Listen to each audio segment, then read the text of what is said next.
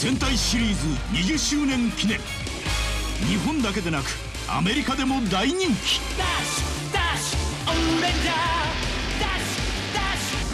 超力変身、地球は俺たち5人に任せろ。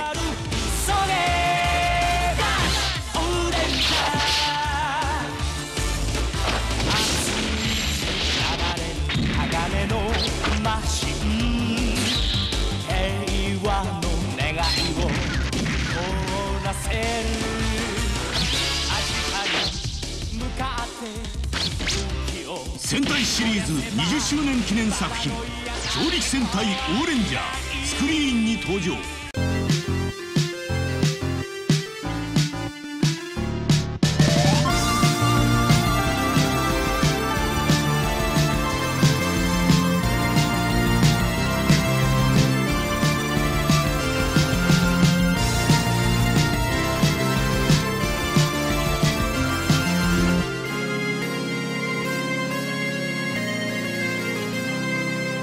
Bonjour à tous et bienvenue dans Tokuscope, votre émission sur la science-fiction japonaise et le tokusatsu. On a retrouvé Fabien. Comment vas-tu, mon cher Fabien? Ça va. Voilà, il suffit que je m'absente quelques jours pour que toi tu investisses l'émission et que tu fasses tes propres œuvres. En même temps, tu l'avais décidé aussi. Oui, je l'ai validé. Mais bravo. 1000 vues en moins d'une semaine. Bravo. Merci à Paris Manga et merci aux Power Rangers. Azim Riz, qui est Steve Gardena. C'est très sympathique. Ouais, très sympathique. Donc là, on va parler du vrai. On va faire la suite. Du vrai truc là. de l'émission. The Real Deal.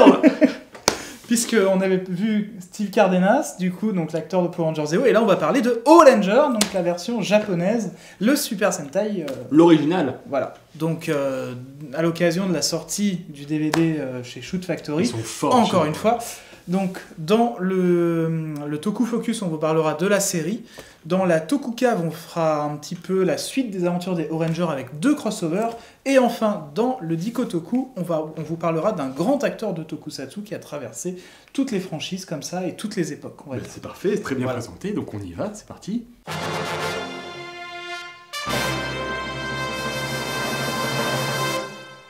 Le nouveau coffret Super Sentai, donc Oranger, étant sorti chez Shoot Factory début novembre.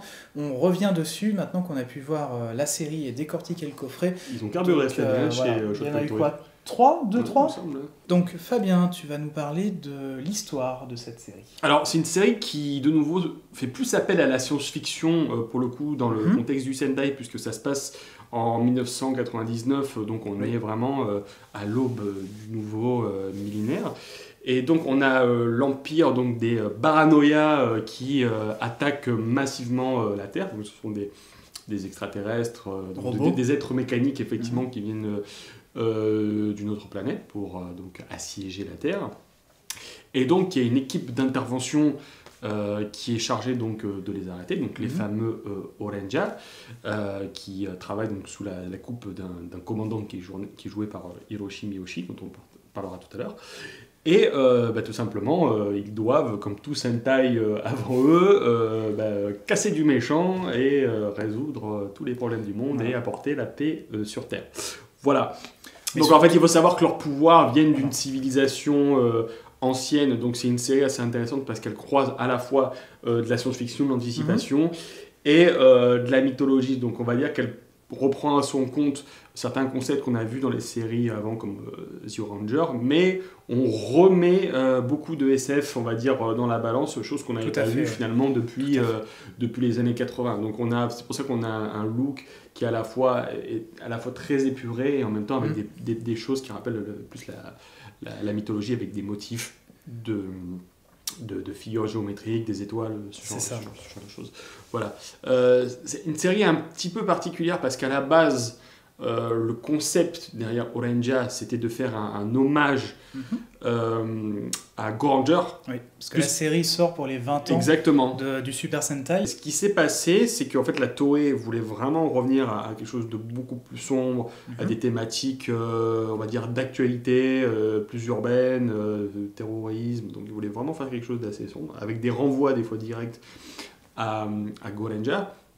D'où la présence de Hiroshi Miyoshi dans le Et dans la série. D'où aussi l'utilité et l'utilisation aussi de l'équipe d'intervention aussi. Tout à fait. Qui renvoie exactement, voilà, on n'est plus dans l'idée de personnages random comme dans Jetman, ou alors l'histoire de personnages mythologiques ou des héritiers comme ça, descendants de personnages mythologiques, hein, parce que c'est vrai que quand on voit des séries comme Kaku Ranger, ce ne sont pas forcément des personnages qui sont liés à la base ou formés pour ça. Ce sont des personnages qui sont des descendants de guerriers, et ils n'ont pas forcément de combinaison de leur escadron, tu vois, comme c'était le cas par exemple dans certaines séries des années 80, ou par exemple dans les séries d'Ultraman où ils ont toujours une combinaison.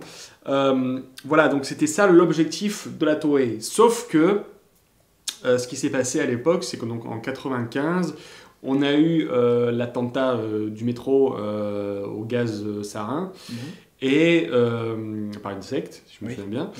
Et on a eu également le tremblement de terre de Kobe, qui était vraiment une tragédie. Dure année. Une année vraiment très très dure. Et quand on voit le premier épisode de Orenja, par quoi ça commence? Ça attaque par une attaque assez massive du Japon, avec la ville qui se fait détruire, les gens qui sont attaqués, des séquences d'évacuation, et comment est-ce que le gouvernement justement est en train de gérer cette situation.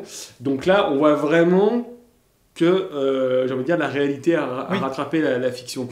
Or, ce qui s'est passé, c'est qu'à la Toei, ça a été un petit peu signal d'alarme, signal d'urgence, et il a fallu littéralement réécrire toute la série, parce que comme vous le savez, les séries de Super Sentai sont en général écrites 1 an à l'avance, pendant que la série d'avant est en cours de diffusion. Donc panique à la Toei, qu'est-ce qu'on fait?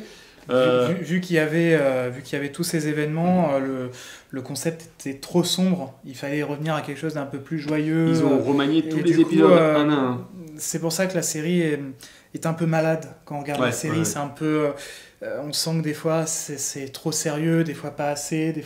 Enfin, il y a des gros problèmes, d'une part de lenteur, d'autre part de remplissage. Enfin, il y a des... Tu sens que la tonalité, elle n'est pas maîtrisée. C'est ça. Tu sens que, justement, je vais reprendre Kaku Ranger comme exemple, c'est que l'humour de Kaku Ranger, par exemple, tout était maîtrisé, les gags étaient préparés, agencés, avec le concept du présentateur, du Benchi, qui justement permettait de créer le concept de la série. Là, on sent que c'est de la récup épisode après épisode. Les mecs, c'est du rattrapage, et ça se sent effectivement dans la série, parce qu'il y a un manque d'équilibre, il y a un manque de parti pris, et on sent qu'ils sont un petit peu pris de court par ce qui s'est passé, ce qui a fait que la série a failli signer l'arrêt de mort du Sentai à l'époque, tout à puisque fait. les l'audimat dégringolé épisode après épisode. Ce qui par contre, curieusement, ce qui n'a pas empêché le merchandising de se vendre. D'être excellent. D'ailleurs, ce qui nous amène à l'aspect purement visuel de la série. Alors justement, autant Dai Ranger et dans une moindre mesure Kaku Ranger était pas aussi estampillé merchandising que ça, autant là on revient à quelque chose de très marketable. On revient comme ça aux gros canons, aux multiples épées, aux multiples pistolets, les motos, les machins, tout ça. Non, voilà, tous les objets sont quelque peu marketables. On revient, mais c'est aussi le problème, je pense, de la série, du fait qu'elle soit un peu maladroite. Il fallait, je pense, injecter comme ça au fur et à mesure des choses pour essayer de relancer la chose, et je pense que c'est ça aussi qui a peut-être un peu le défaut. Je sais pas si au début ils voulaient faire quelque chose d'aussi merchandising que ça, mais je pense qu'ils ont été obligés parce qu'ils n'arrivaient pas à suivre la... C'est vrai que tu as une grosse, on va dire, compensation sur le plan, on va dire, sur la plus-value commerciale, parce que tu as le premier robot, deuxième robot, troisième robot, pyramide transformable en robot. Donc du coup, tu reviens à un truc que tu n'avais presque pas vu depuis Dai Ranger, même pas, parce que dans Dai Ranger, ils avaient à peine 2 ou 3 robots, quoi. La tortue, tu sais. Oui, mais t'en avais pas autant. Mais c'est vrai que là, on est limite dans presque une surenchère avec des. On transforme les casques, on reconfigure les robots, on peut les assembler ensemble. Il y en a un le robot rouge qui s'emboîte derrière le robot principal. Excusez-moi, j'ai pas les noms en tête. Et puis surtout, tu as aussi des alliés géants qui se rajoutent. Oui, exactement. Notamment la roue géante, là, le Gunmajin, l'espèce de centurion. Ouais, qui est une espèce de Ninjaman plus quoi. C'est ça. Enfin, on sent qu'ils rajoutent, et même s'ils rajoutent pas des robots, on sent qu'ils rajoutent des émules pour essayer de. Enfin voilà. Après, ce qui est intéressant, c'est que plus la série avance, plus encore une fois les enjeux se dessinent davantage. Par exemple, quand on a le King Ranger qui arrive, donc le 6e membre de maintenant c'est devenu obligatoire, qui est un personnage intéressant aujourd'hui, qui a un background intéressant, qui a une relation particulière avec le roi, j'ai oublié son nom, Bacchus Wrath, voilà, Bacchus Wrath, il y a une histoire intéressante, et puis cet empire, l'empire des Baranoia, on sent que c'est une lignée. Donc, du coup, on sent qu'il y a une histoire de passation de pouvoir, une passation de trône qui est intéressante. Ce qui est intéressant aussi dans Oranger, moi je trouve, c'est le prince Buldon. Surtout si vous avez vu Power Rangers Zeo. Pourquoi je dis ça ? Parce que... spoiler ! Pour le coup, c'est assez intéressant ce qu'ils ont fait dans la version américaine. C'est que autant dans Oranger, on a un prince qui du coup évolue pour avoir une forme finale Kaiser Buldon, alors que dans Power Rangers, c'est deux persos totalement différents, et du coup ça crée des relations supplémentaires. Donc pour le coup, j'ai trouvé ça intéressant, et je suis resté assez surpris pour le coup. Ça a l'air de rien comme ça, mais c'est toujours plaisant de voir ce genre de différence, quoi. Tu te dis, ouais, tiens, pourquoi pas, c'est intéressant. Plutôt que d'avoir fait à l'identique, ils sont partis sur autre chose. Une variation. Voilà. Donc, non, pour le coup, j'ai trouvé ça super intéressant. T'as vu qu'il y a toujours cette fameuse toile peinte de la planète Terre qu'on voyait dans Liveman et dans The Ranger, qui est toujours Alors, là, qui est toujours aussi. Justement, ça amorce ce que je voulais dire sur la récup. Quand j'ai vu la série, j'ai été un peu surpris, voire gêné, de voir que la série, justement, cumulait récup après récup. C'est que des fois, j'ai l'impression de voir du Bioman bis, notamment avec les méchants et leurs casques là, qui peuvent s'ouvrir. Il y a certaines séquences, certaines scènes qui sont tournées d'une façon assez particulière, qui justement me fait trop penser à Bioman, trop penser aux séries des années 80. Le concept de la base, ça rappelle, on l'a dit, Go Ranger, mais aussi... les cockpits des robots. Voilà, les cockpits des robots. 3 devant, 2 derrière. J'ai eu plus l'impression de voir comme ça un petit mélange, un petit melting pot comme ça de tout et n'importe quoi, plutôt que d'un truc original. Original. Oui. Moi j'ai vu ça quand dans le film, parce que ils ont fait un film où en fait c'est encore, vous savez, les épisodes où ils sont dans des studios de cinéma et ils vivent plusieurs situations un petit peu bizarres. Là on refait un petit peu ça, c'est tourné dans des studios de la Toei, dans des grands espaces de la Toei, et on a encore cette sensation de dire il n'y en a pas vraiment d'idées, donc on recycle un peu des choses qui ont déjà été faites, et c'est un peu dommage. Mais visuellement, tu as des bonnes idées du côté des méchants. D'ailleurs, tous les méchants sont magnifiques. Par contre, je suis plus réservé sur les gentils. Je veux dire, les costumes des Orangers sont pas les plus beaux qu'on ait fait. Moi, je les aime bien. Voilà, c'est basique. Après, voilà, les robots sont sympas, mais on sent qu'ils sont sympas... parce qu'il y a Bandai derrière, quoi. Enfin, on voit le jouet, quoi. Non, après, voilà, moi la série... Elle se laisse voir, mais il n'y a rien d'exceptionnel. Tu sens que... alors déjà, par contre, paradoxalement, j'étais surpris de voir que je me suis fait la série en 7 jours. Tu as bingé, quoi, la série. Je sais même pas moi-même comment j'ai fait. Mais après... Elle reste divertissante, quand même. C'est divertissant, mais c'est pas une série que je reverrai comme ça tout de suite, quoi. Oui, de toute façon, je reviendrai plus vers un Die Ranger ou un Kaku Ranger ou des séries... c'est pas une série qui fait autorité, de toute façon. Mais non, le problème de la série, c'est que c'est banal, quoi. C'est peut-être ça le seul reproche, et pourtant, visuellement, il y a des belles choses, quoi. Bon, très bien.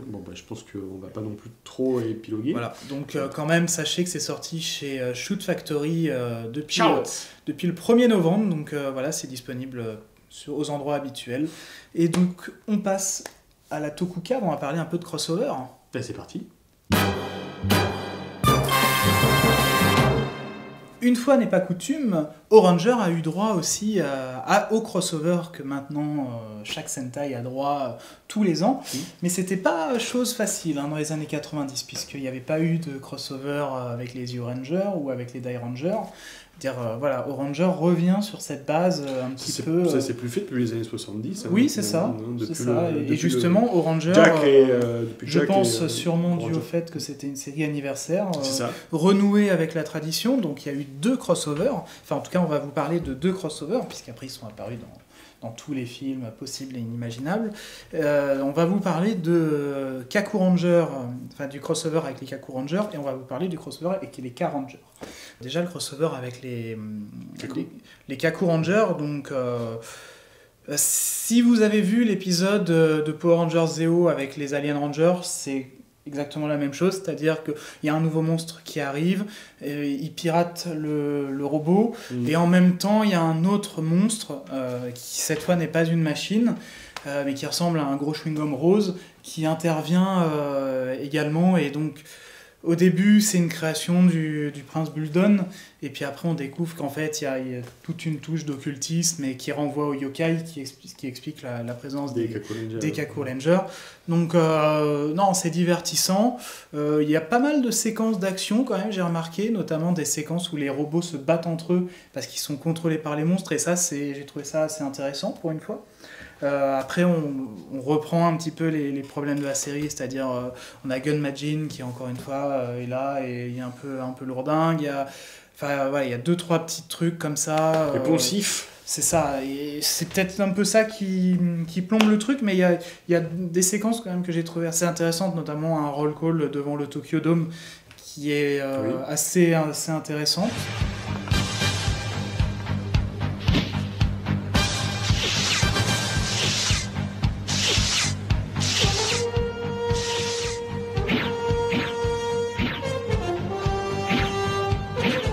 J'ai bien aimé cet épisode-là.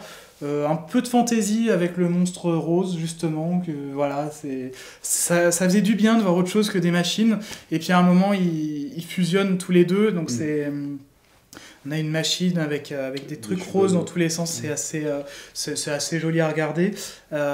Toujours un plaisir de voir les Kaku Rangers. Voilà, c'est un peu ça qui m'a motivé, surtout à le voir en vitesse. C'est que voilà, moi j'étais content de les revoir. Je veux dire, j'étais content de revoir, même s'ils n'ont pas un rôle quand même important par rapport à d'autres crossovers qui seront faits par la suite. Tu sens que le but c'est quand même de rattraper le coup par rapport aux Rangers et dire aux gens après, regardez la série. C'est un crossover sur Rangers, c'est pas un crossover sur Kaku Ranger, donc c'est normal qu'ils aient pas forcément le plus beau rôle de l'épisode. Mais non, franchement, c'est une très très bonne surprise. Un petit épisode sympa, là, de 45 minutes, très très très très intègre, très très bien. Et du coup, le deuxième crossover, donc cette fois qui met en scène les K-Rangers, les Orangers qui interviennent dans l'univers des K-Rangers. C'est pareil, c'est sympa, mais ça, encore une fois, c'est un épisode classique. Bon, d'accord. Voilà, c'est qu'il y a un monstre... un monstre mécanique qui intervient, en même temps les méchants de K-Ranger font intervenir un monstre de leur crue, et puis surtout, ce que j'ai bien aimé, c'est le quiproquo, parce qu'à un moment il y a un quiproquo entre les deux équipes, et là pour le coup on est vraiment dans le concept du crossover avec le fameux versus. Oui. Voilà, qui est vraiment intéressant pour le coup, qui est exploité, mais bon, qui n'est pas non plus exploité sur toute la durée de l'épisode, donc c'est un peu dommage. Après, voilà, ça a peut-être un peu les défauts de K-Ranger, c'est-à-dire que c'est un peu trop drôle par moment. Oui, mais bon, c'était le concept de K-Ranger, donc finalement, vu que K-Ranger, pour le coup, est un carton, il fallait bien se conformer à la série qui marchait. C'est ça, donc là, cette fois, c'est les Orangers qui sont un peu mis de côté, mais bon, encore une fois, pour les raisons c'est normal, oui, non, après, voilà, c'est un épisode classique, quoi. D'accord. C'est un épisode classique, puis c'est intéressant à voir, parce que ça reste vraiment de l'inédit, quoi. Je veux dire, ça, on n'a pas de moyen de le voir. Vu que, par exemple, Power Rangers Turbo reprenait l'équipe de Zeo, par exemple, on ne pouvait pas voir ce crossover, et du coup c'est intéressant de voir justement les différences à ce niveau-là. Là pour le coup c'est un épisode 100% japonais qui ne peut pas être transposé. Tout à fait, bien sûr. Donc, voilà. Bah écoute, en tout cas, tu m'as donné envie parce que moi je ne les ai pas encore vus ces crossovers-là et tu m'as quand même bien vendu le truc, donc je crois que je vais me les écoute. faire prochainement. Voilà. Et maintenant, on va peut-être sauter sur notre Dikotoku.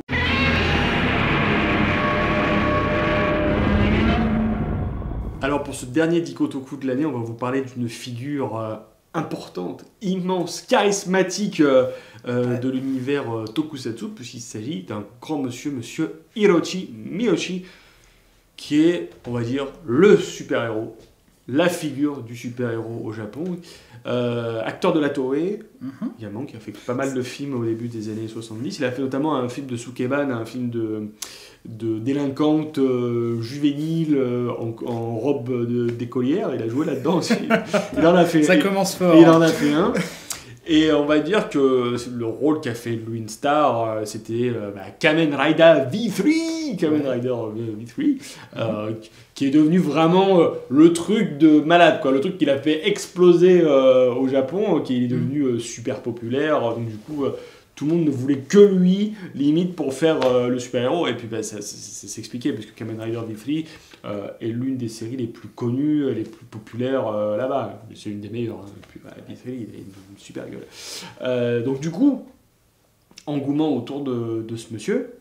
Donc quand en 1975, ils ont lancé la première série de Super Sentai, donc Gorenja, c'était lui qui jouait le rôle donc, du Aorenja, donc le bleu. Hein, donc voilà, tout à fait. Pareil, grand succès, puisqu'il a tenu ce rôle quand même pendant près de 2 ans. Ouais.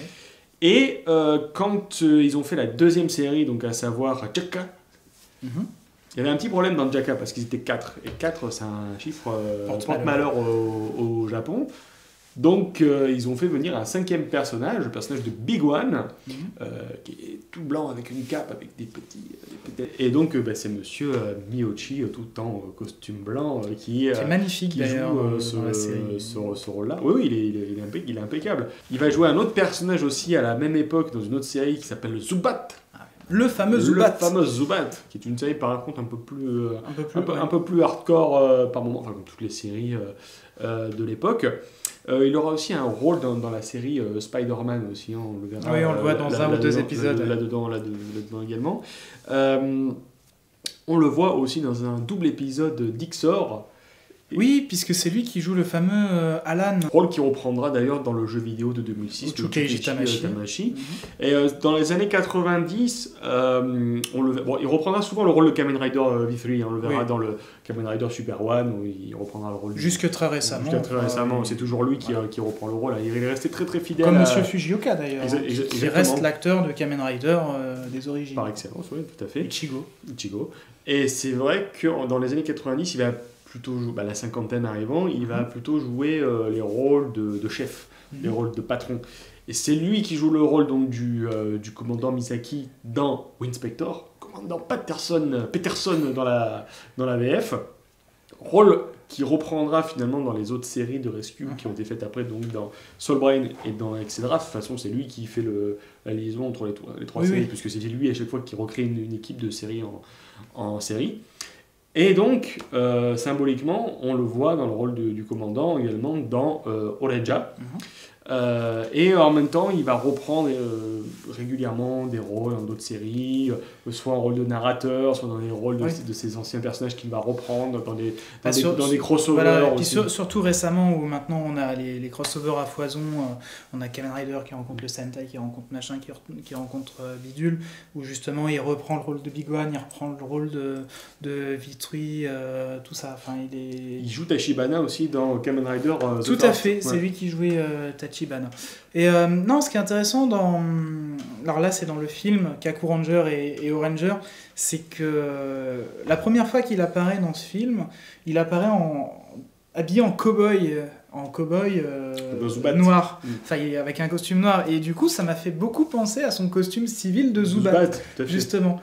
Où on sent qu'ils ont essayé comme ça d'intégrer des hommages. Mais c'est vrai que tu as des épisodes par exemple de Winspector qui sont uniquement presque sur lui, où il a peut-être 60% du temps à l'écran. Il y a un épisode où tu as un ordinateur qui prend contrôle du commissariat, et l'ordinateur a la capacité d'actionner des armes à feu. Et lui, il se fait tirer dessus, sauf qu'il doit aller dans une chambre spéciale où il y a des mitraillettes de partout, et il se fait tirer dessus, tu vois, il se fait dégommer, tu vois les poches de sang qui éclatent, et c'est vraiment c'est impressionnant, c'est très impressionnant graphiquement, mais tu vois que lui, il s'est investi vraiment dans ses rôles, et dans les rôles de... Moi, je le préfère presque dans les rôles de mentor et tout ça, parce qu'il est vraiment dans les Wooden Inspector. Il a une carrure aussi. Il est solide et tout ça, quoi. C'est bien parce qu'il a joué le héros, il avait la carrure du héros dans les années 70-80, et après, il a la carrure de mentor à partir des années 90. Il fait vraiment un mentor pour le coup. Il a quand même commencé les rôles de super-héros assez tard, il a quand même la trentaine, et tu te dis, putain, le mec, il aurait peut-être pu refuser à l'époque, et au contraire, il est carrément allé dans le genre volontairement. Et puis non, il l'a jamais quitté, surtout il l'a jamais très quitté. peu. Bah, c'est devenu une icône du genre. Il jouait aussi dans The War in Space. Oui. On oublie de le dire, mais il jouait dans The War in Space. Tout à fait, dans la guerre de l'espace, il était dedans. Alors il faudrait que je revoie le film parce que je n'ai aucune idée de quel rôle il joue. Mais ce qui m'étonne d'ailleurs, parce que vu qu'il était sous contrat avec la Toei... C'était une époque où tu avais plein d'acteurs de la Toei qui se retrouvaient dans les films de la Toei, notamment tu avais Monsieur Fujioka qui jouait dans E-Spy, quasiment à la même période. Enfin, tout à fait, ouais. T'avais comme ça ces petits vases communicants. Il devait y avoir sûrement peut-être des possibilités de prêter les acteurs d'un film à l'autre ou de faire des... Ça se faisait, je pense. Merci à lui, merci à Monsieur Meochi, qui est toujours parmi nous, qui me semble avoir toujours la forme, en tout cas. En tout cas, il assure, quoi. Il assure. Puis encore une fois, il a une bonne tête c'est le héros. De mentor. Le héros, le vrai. Il illumine l'écran, quoi. C'est un mec charismatique en diable. Voilà, clairement, limite, on pourrait faire une série sur lui. Moi, ça m'irait totalement, quoi. On va y réfléchir. Bon, écoutez, on va se quitter là-dessus. On va laisser nos amis d'Olenja et Monsieur Miyoshi conclure cette année. Écoutez, on vous remercie encore et toujours pour votre soutien durant cette année 2016 qui se termine. On espère que votre année s'est bien passée. Profitez-en pour boucler l'année sereinement et passer du temps avec vos proches et ceux que vous aimez, et de prévoir plein de choses sympas pour 2017 qui, on espère, sera un petit peu plus légère malgré les temps qui s'annoncent. En tout cas, si vous cherchez toujours des cadeaux de Noël, sachez que nos amis de Shoot Factory ont sorti Oranger, et si vous voulez rester un peu du côté français, sachez qu'il y a toujours en vente la compilation Télé 80 Génération Tokusatsu. Donc voilà, si vous cherchez un petit cadeau Toku comme ça, dans les nouveautés qui viennent de paraître, vous avez au moins ces deux choix. C'est parfait pour entretenir la nostalgie. Voilà. Donc en tout cas, prenez soin de vous et transmutez-vous.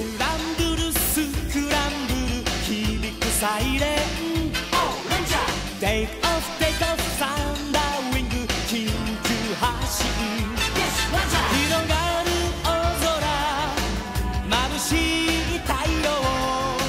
気まぐれに風が問いかけてくる。なぜ鳥たちよりも早く飛ぶのだろう。なぜ雲よりも高く舞うのだ。